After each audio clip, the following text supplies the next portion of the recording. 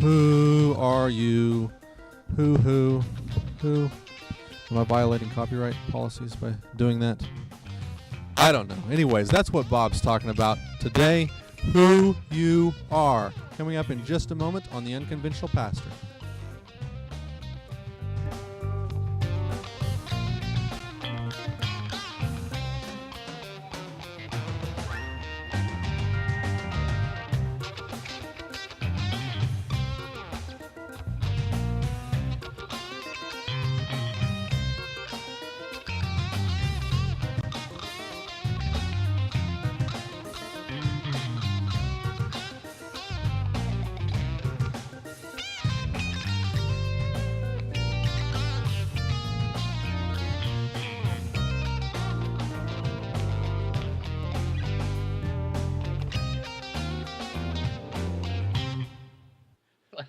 Well, good evening. My name is Bob Greaves, and they call me the Unconventional Pastor.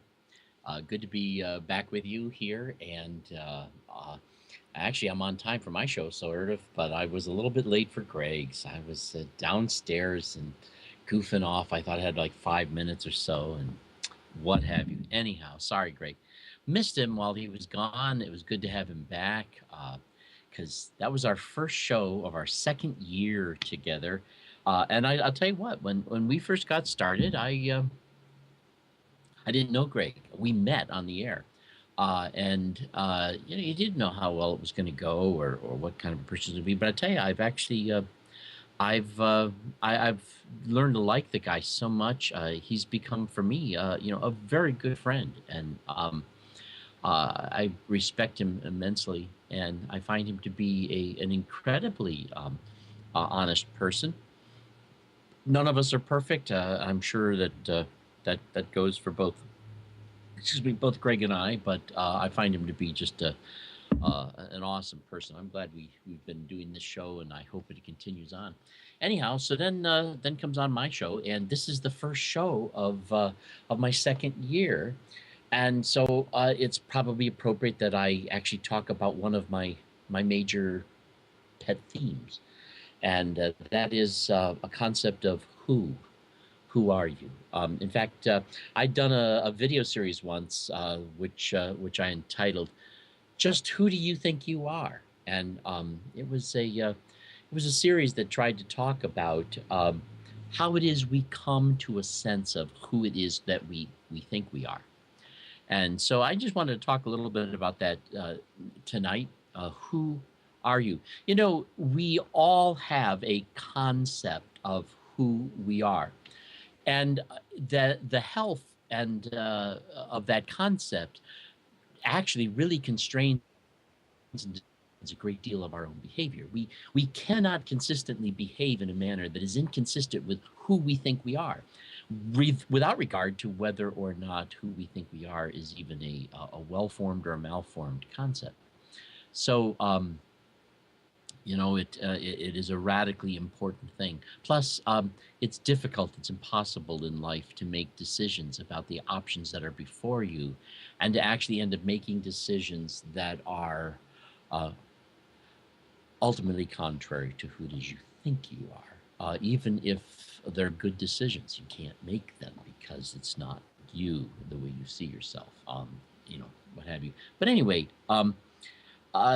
as I talk about a healthier attitude of coming to a healthier sense of who you are, I don't do that by believing that you'll ever discover really exactly who you are. That's not possible, and nor is it necessary. It's good enough that you have, in fact, you'll never ever have anything but a working model of who you are. And it's good enough that that working model be growing and developing and be fairly representative of how it is the you that you are can adapt to the environment in which you live and where you're going. For example, some people would think, say, well, who are you, Bob? And I might answer, say, well, I'm the Unconventional Pastor. I'm a guitar player, and I'm telling you really things that I do. I'm not telling you who I am. And part of that is because the way that I've understood myself, I've come at this environment in which I find myself living, and discovered guitars and and liked them and began to develop some skills with them until finally I can identify myself as a guitar player. But that's not really who I am. That's just what I've done with who I am. Uh, I also like some of the work done by Steven Pinker, who wrote a book called The Blank Slate. And actually, it was not a book that was claiming that we are blank slates. Rather, he was arguing against the blank slate in some ways. Great book. Uh, but at the same time, he's arguing that that there are certain things that are very different about each of us. We're not blank slates. It's not as if you can become anybody we shape you into. You can't. You're born with certain abilities, certain aptitudes, I should say. These aptitudes will turn into specific abilities based upon your opportunities. But it's not as if, oh my goodness, what would you have done had you been born 100 years ago? Here you are, a person who's a computer programmer, and 100 years ago there's no computers. Your life is going to suck now because you're born in the wrong time. No, that's not the way it works. People who are computer programmers today are computer programmers mostly because, well, they have the ability to do that, and we got computers in our environment, and so they adapt to the environment by becoming computer programmers. It's not who they are, it's what they do.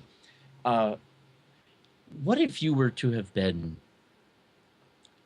kidnapped when you were only 2 years old and you were taken away to a small country in the center of Africa that's so small that we didn't even realize it was there, and somehow, I'm just making stuff up here.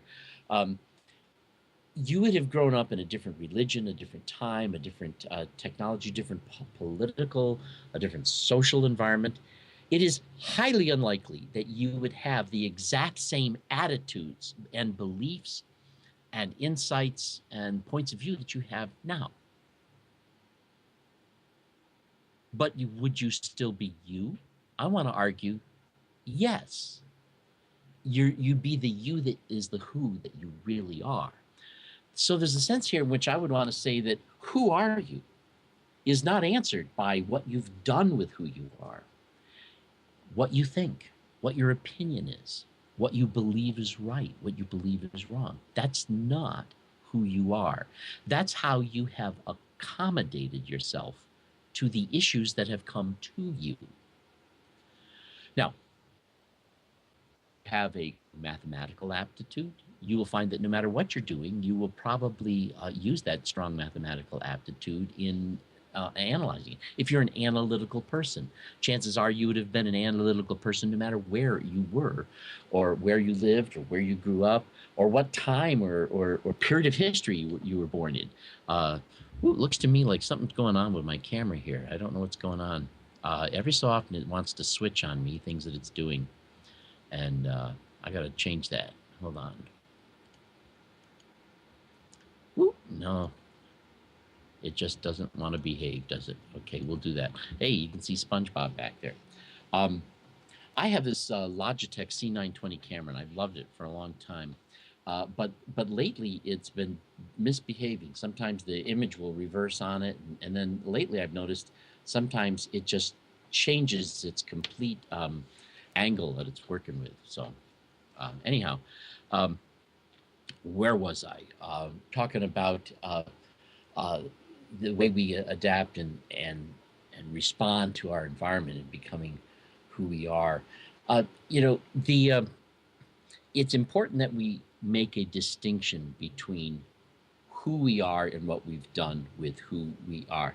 Going back to what I was saying earlier, that had you been kidnapped as a 2-year-old, which didn't happen, and you were brought up in an entirely different environment and an entirely different culture, you'd still be you. And so whatever it is that would still be the same had that happened, and that would still be the same had that happened, but it didn't, and you're actually where you are now. Only those things that are really the same are the real you. That given your basic aptitudes, your basic constraints. I mean, I'm 5 foot. How tall?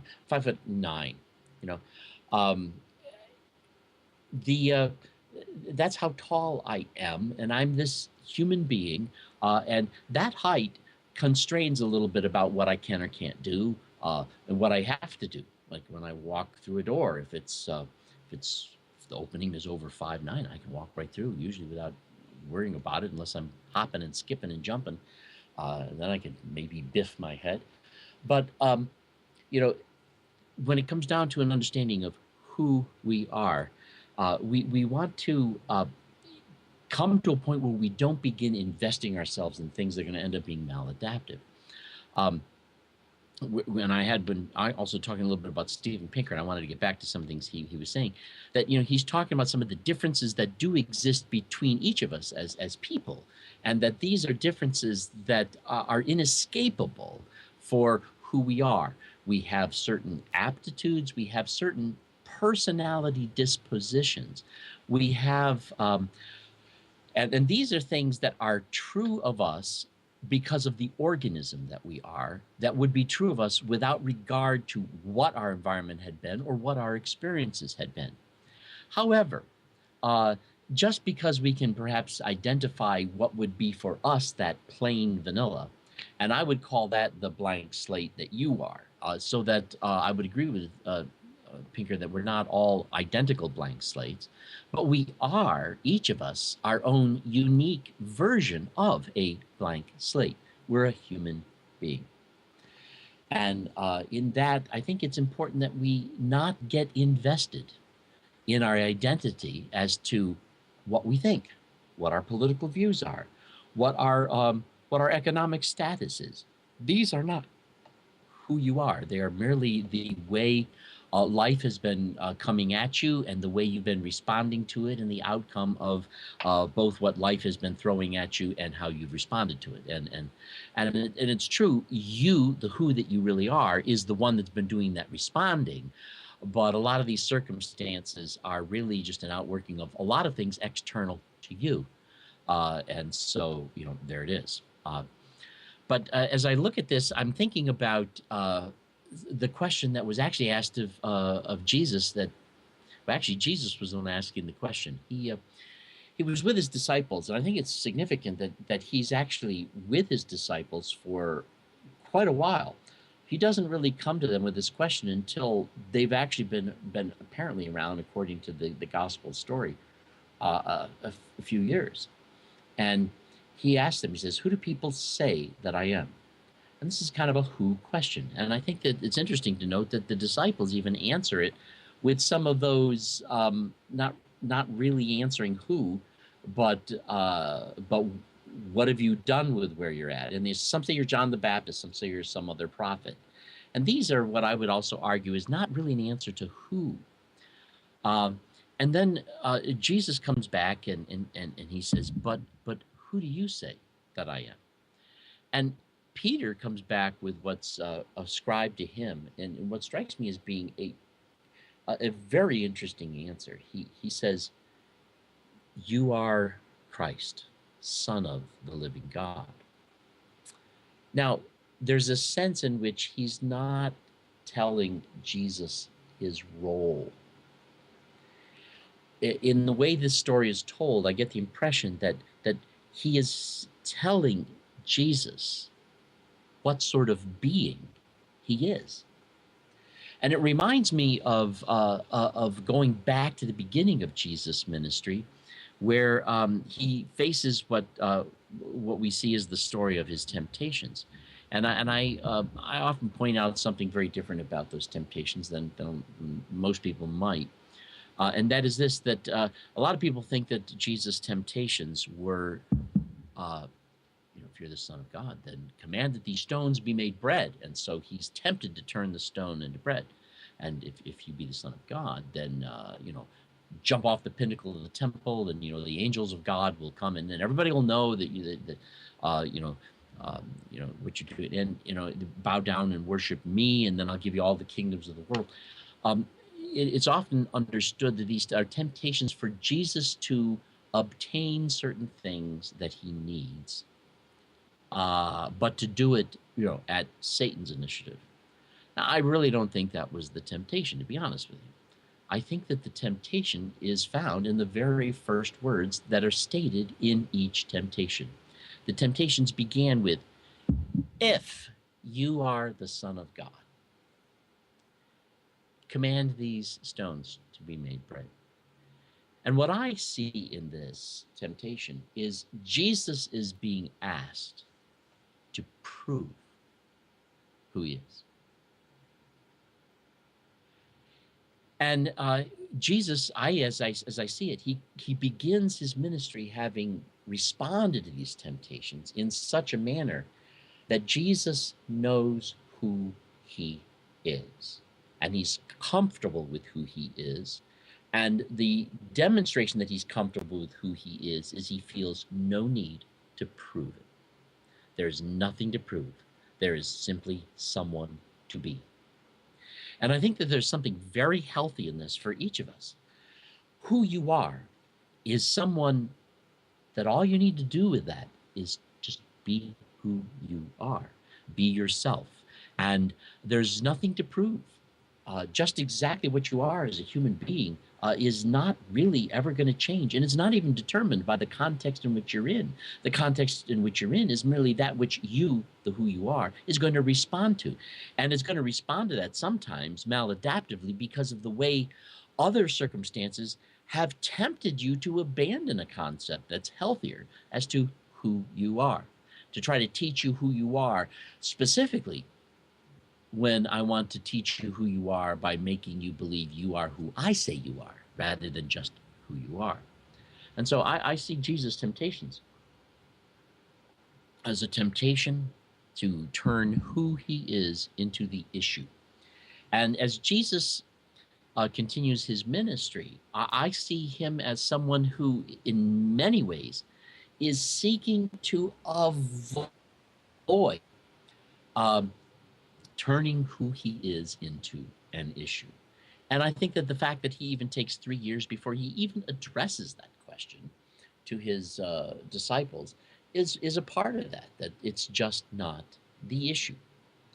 And although it is interesting, particularly if each of us can recognize to a degree who we are and who others are, as human beings, um, uh, that it is helpful to have a healthy sense of that. And there's a sense here in which what I'm trying to tell you is this: who are you? You are a human being, and you are a human being who is discovering what your potential is. You're a human being who is discovering what your aptitudes are. You are a human being who is discovering how who it is you are can find a place in the world as it is, which is not you. The world is not you, even though it's where you are at. That there's a process here that, in recognizing who you are, involves a great deal of flexibility, of a great deal of possibility in terms of what is going to happen. And there's a sense in which a healthier view of who you are is actually going to allow you to be far more flexible in whatever circumstance or situation you find yourself in, because who you are is not accomplished by where you are, where you live, what car you drive, how much money you have, who you're married to, whether or not you have certain responsibilities, power, strength, or whatever. These do not define who you are. And by learning that, and by turning, allowing that who you are to never have to be the issue, but to simply be who you are, in many ways, this frees you up to respond to the circumstances and situations you find yourself in a way where you get to be you. And it'll turn out to be, in many cases, a far more productive way of dealing with issues, so that you end up becoming more successful in those things that we sometimes use to define ourselves that don't define us. Life can be a little bit more comfortable when you learn how to handle relationships well. But then again, handling relationships well is not who you are. It's something that you do. And you can actually end up doing it better when who you are is no longer, for you, the issue. As strange as it may seem. Who are you? You know, this is a question that the answer is I have no idea. I don't know who I am, but I'm discovering it. My life is an unfolding discovery. And not only that, but the organism that I am at 61 is very different from the organism that I was, say, at 12. And so it's not as if the who I am is anything static. It is constantly changing. It is in constant flux. And that's fine. It doesn't have to remain constant. It's living. And it is constantly uh, adequate to life. And many ways, who we are gets damaged and becomes an issue when it ends up being defined by what we do or what other people want you to think. Now, the part of who it is we think we are comes about by we tend to uh, evaluate who we are based upon our own personal observations of how well it seems we're doing just generally in the environment in which we're placed. But we rarely appreciate, particularly when we're younger, the difficulties that might be involved because of some of the social skills we have not yet learned, some of the cruelty that might be involved with other people who haven't yet matured or understood things, the kind of attitude our parents showed us. All of these things can serve to chisel away the uncertainty of who we are, so that although I say you have no idea who you really are, the truth is that sometimes we actually do settle in on a very distinct sense of who we are that ends up damaging us. We think we're settling in on an answer. I'm an idiot, or nobody likes me, and there goes my camera again. It's just suddenly just popped away. I don't know what's going on there. See SpongeBob there in the background. My wife was in here just before the broadcast. I come into my office and I find her in here, and she's putting all these plush toys. See, I've got an angry bird back there, and there's even a couple of Noids hanging on my guitar necks back there. So she brought. She's trying to let everybody know that I got a plush toy collection, and she's just letting those things show up. Anyway, thank you, honey. uh, we come to false conclusions of settling in on who we are rather than letting who we are be an unknown developing discovery. And we settle in on who we are as a way of trying to resolve what we think of as the issue of who we are. And who we are isn't ever, in a healthy way, an issue. So there's a sense here in which I'm trying to, it may sound kind of Buddhist, I'm trying to reject the notion that the question of who I am needs an answer. I can just be who I am and allow that who I am to be present in my environment, and I will find that I am freer to be me. And who knows just what possibilities can grow out of that?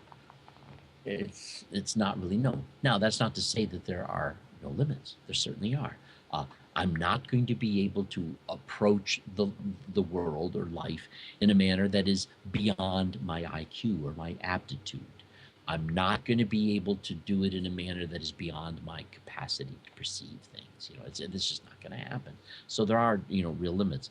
I live in a body that, for me, it is a male body, and being male, the brain that I have, the hormones in my body, do constrain and put me towards a predisposition to more linear thinking in various ways. That it is really all a part of the organism that I am, and I'm going to bring those abilities and lack of abilities into everything that I do, and so there are going to be constraints. But the truth is, in light of those constraints, I still have no clue just what it is I may do. In fact, I would often tell my students, sometimes they say, well, I can't do that. And I said, well, maybe you can. But you know what? There is no human being on earth who can tell the difference between something they can't do and something they've never done yet. There isn't anybody. And there's a sense in which just being free to be you, there may be a lot of things you find yourself end up doing that you never thought you would. Because you don't need to know who you are.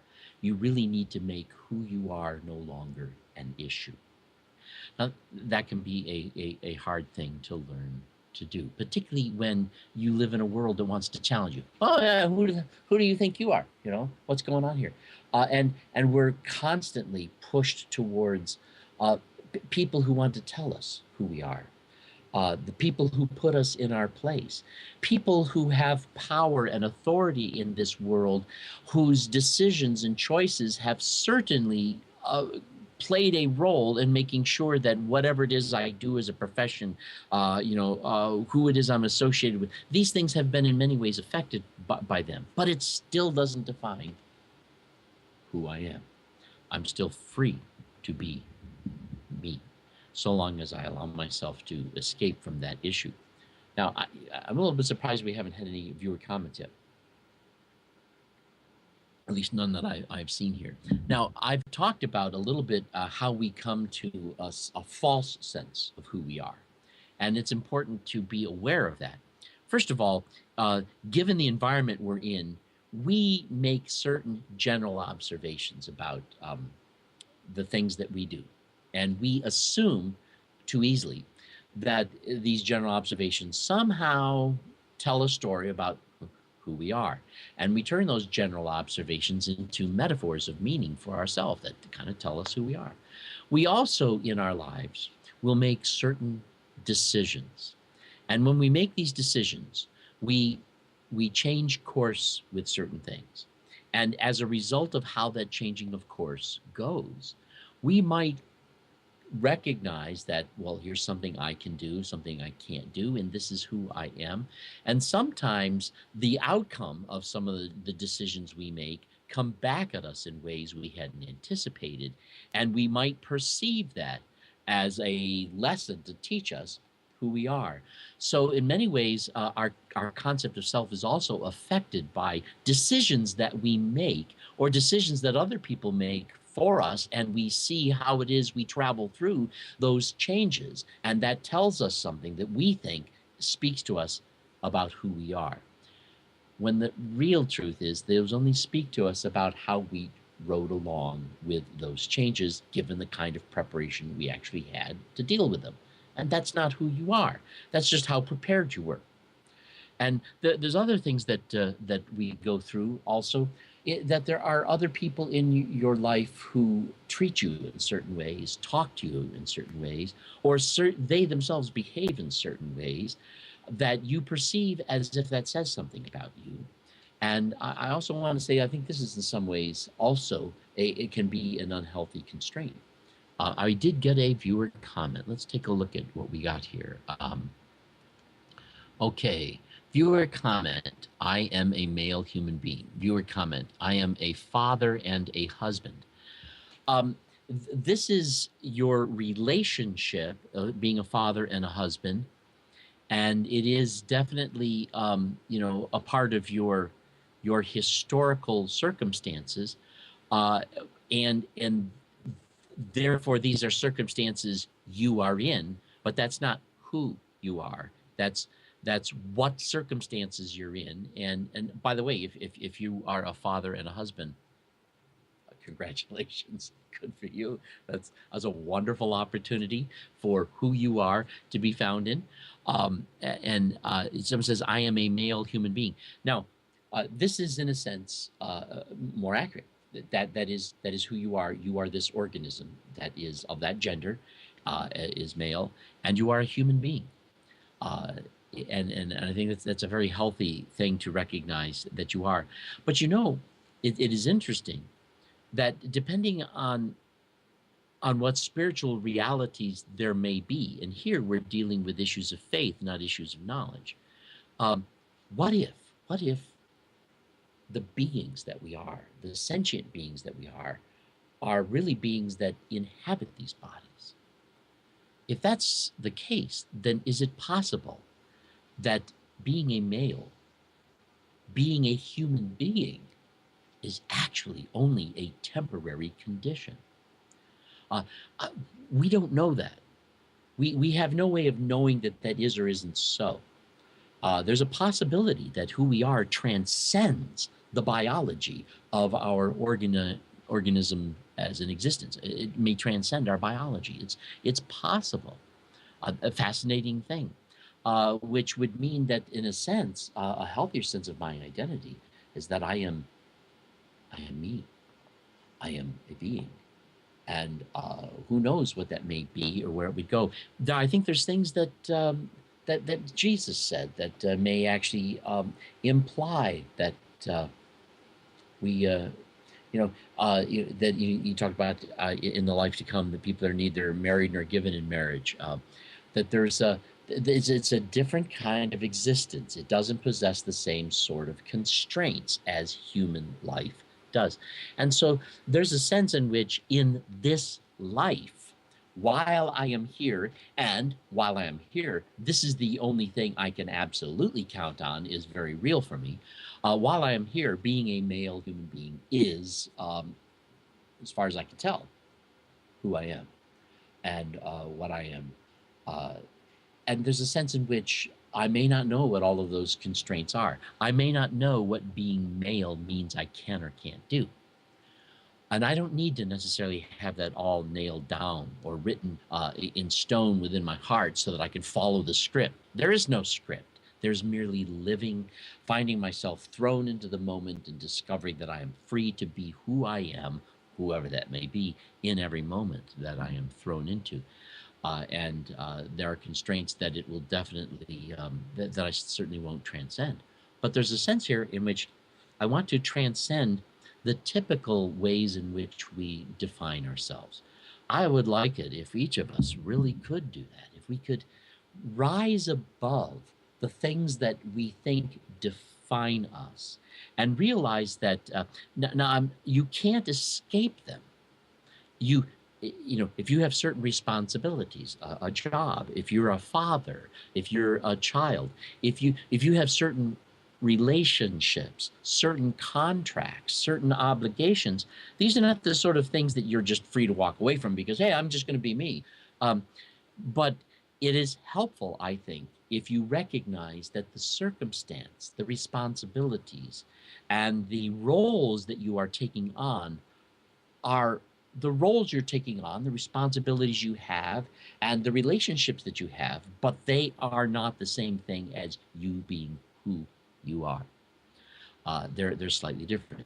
Those are the circumstances you're in. That's what you're doing with who you are. Now, this may in some ways be a tiny bit abstract, but the point I'm making is that the point I'm hoping to get toward is this: too much of our lives are spent investing in these forms of identity. And once we've invested in a form of identity, it makes it very difficult for us to move forward from that point. There's a sense here in which, as Dr. Jones has talked about it, these fixed and limiting beliefs can also be fixed and limiting beliefs we have about ourselves, and we can move forward. I believe, and I have more comments here, and I'm going to get to them in just a second here. I believe that mankind is still quite immature as a species. And I believe that we're still very immature and foolish in many ways. But I think we're far more grown up than we ever used to be. And I think we got a lot of growing up yet to do. But we can move farther forward the more we free ourselves from a lot of these um, limiting concepts of who we are. We can never be who we are not successfully. And we may not know what all of those limits are, but we need to break away from those things that are merely our cultural context, our current circumstance and situation. Let me take a look at some of these viewer comment. Then who I am is indefinable. Yes, you got it. It's indefinable. There are real constraints. And it's true that you are who you are and you're not anybody else. But that's not to say that you have a grasp of this.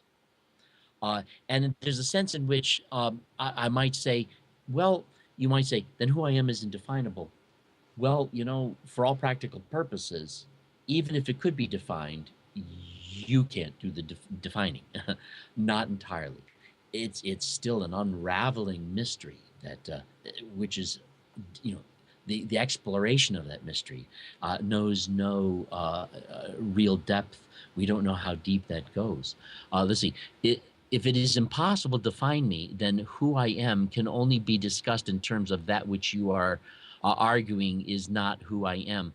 Uh, well, there's a sense in which we can use what I am doing as a trajectory to suggest things. For example, if it turns out that I'm always doing things that are analytical, it's possible that who I am, at least as a human organism, involves being an analytical person, unlike other people who may not be that analytical. But just in what way and to what extent and to what degree is yet still unknown. So the things that I do can suggest things that are more congruent with who I am and who you are. But they're only suggestions. They are not. They don't nail it down in cement. They don't make it. Okay, let's see what else we got. Is it possible to find me then only in terms of which you are going to not to it? Okay, if you're comment, I am me is a tautology. I would contend that there are a million ways to talk about who I am, but they are all valid. I'm not clear on just what that may or may not imply. I think a lot of self-talk is certainly valid, but valid in what way is another question. Uh, and because it is so indefinable, it is useful. There's a sense in which I would say that we all have a self-concept. I have a self-concept, but I try to treat that self-concept as merely a working model. That's how I'm just that's the presumptions I'm moving on, but I don't want to invest in it. I don't want to resist being other than that if I find that just who I am is naturally developing in different directions based on the responses that I can have to the unfolding circumstances. You never know. For example, I remember one of the first times I actually found myself in an emergency situation where an elderly woman. I was sitting on this bench, and an elderly woman was about 100 feet away from me and crossing the street. She got struck by a car, and I quickly left the bench and I ran to the scene. And most people there were very, traumatized and deeply upset. And the young man driving the vehicle was entirely beside himself and deeply upset. And other people standing around were kind of stunned. And I found myself completely calm. I had no idea that was the kind of reaction I would have had. I was completely calm, and I stood near the woman. I tried to talk to her to see how she was doing. She was definitely going into shock. The man, the young boy who had hit her, was wandering out into the street, and I hit a lady, and he's walking in front of other cars, and I got another bystander. I said, please take a hold of him. He's upset. Don't let him walk into the street. And I saw a guy on a bicycle. I said, the hospital is just 2 blocks around the corner. Please, ride your bike over there and tell them we need an ambulance. And I was able to kind of take some leadership in that situation. I'd never been in that kind of a situation before. I had no idea that that's the kind of a person I could be. Had no idea, and whether or not I've never been in a situation where I had to be that way again. But kind of a discovery of things but I remember I felt completely calm at the moment. Wasn't there's some decisions here that need to be made. What are they? What are the needs? What are we going to do? And then finally the police arrive and the ambulances arrive, and then I just kind of I backed out of the situation because other people who knew better what to do than me were there. So that was me present in the situation and discovering things about myself that I still couldn't necessarily fully nail down, but I was free to be me and free in the situation. Uh, uh, Viewer comment: perhaps who I am is the aspects of myself that I cannot change. That is true. Uh, that is true. Although you cannot change them, as you grow and as you age, they will themselves be going through their own evolving changes. As you get older, um, uh, who you are even biologically is changing, but it's not as if who I am biologically right now is radically changing every 5 minutes. Uh, there's this life cycle that you're involved in and that I'm involved in. Your comment. Good comments, by the way. I agree, Bob. We all have a long way to go, and I think it's realistic to believe that we can all become much better together.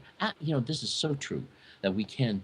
In fact, if we're going to become better together, it is only going to happen when we encourage people to be free to be who they are, while also recognizing that our social structures and constructs do put us into circumstances and situations that we must be dealing with. And there's this, we were talking about this in one of the hangouts just the other day. We were talking about how if you've ever had a drink and gotten drunk, you're a drunkard. You're yeah, and you're going to hell. Or if you've ever told a lie, you're a liar. And we talked about how stupid and absurd it is that any behavior you've exhibited in the past labels you as to who and what you are in your essence. That's absolutely ridiculous. You know what? I mean, following that reasoning, there was a day when I was a fundamentalist, talked like a fundamentalist, read my Bible like a fundamentalist, preached like a fundamentalist. Guess what? I'm a fundamentalist today because that's the way I behaved once in my life. That's ridiculous. That's absurd. The things that we have done are not who we are. We did the things that we did at the time we did them because at the time we did them, we thought we could or should, and given who it is we thought we were and what we thought the situation and circumstances were and what we thought we could get away with, these are the decisions we made, and it was made in an environment of flux, in an environment of discovery, and we've all been there, and we've all made some horrible decisions along the way that hopefully we've learned from, and as you've learned from them,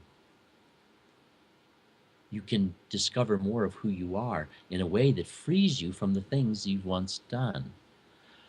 That's part of how growth comes, And if anything, so I don't really believe my past behavior defines me. If anything, if I have any definition of self by behavior, I am the person I am becoming tomorrow. And I am defined by the person I am becoming, if I'm going to be defined by any of that. And this whole notion that I am somehow defined by my past is in my opinion just more of that business that tries to put me in the situation where theologically I need God's forgiveness and I need Jesus to be slaughtered and murdered for me so that God can get over his anger issues. I see it all as a part of that. The truth is, as we bring it down to an end here, I don't really know who I am. I don't need to know who I am. I know that now I'm sounding like Dr. Seuss. I am a who. And, I just need to be me. And I don't even need to know. My wife is laughing at that. Oh, the humanity. But we just need to allow ourselves to be who we are, allowing that to be something we're discovering and something we're even open to discovering how marvelously freeing that can be and how radically unexpected we can be to ourselves and to others. Particularly as we lean into love and things like that, we can do that sort of thing. Oh, looks like our phone is ringing. I'm gonna have to get that call later. And anyhow, so there we are. That's about all the time I have for today. So I'm going to pull it right there. Let's see, we do have one more viewer comment. Okay, I agree, Bob. We all have a long way to go, and I think it's realistic to believe that we can all be. No, that we just ended up with the same thing coming in. Anyhow, so there we go, and I'll talk to you again on Wednesday, and we'll go from there. I hope that you got something out of this little chat. Most of all, I hope that what you got out of it was this: who you are doesn't need to be the issue, and it isn't worthy of an issue, because who you are is pretty awesome, and that's just good enough. Even if we don't know what that's going to look like and how that's going to work, it'll work. You are adequate to life. See you later.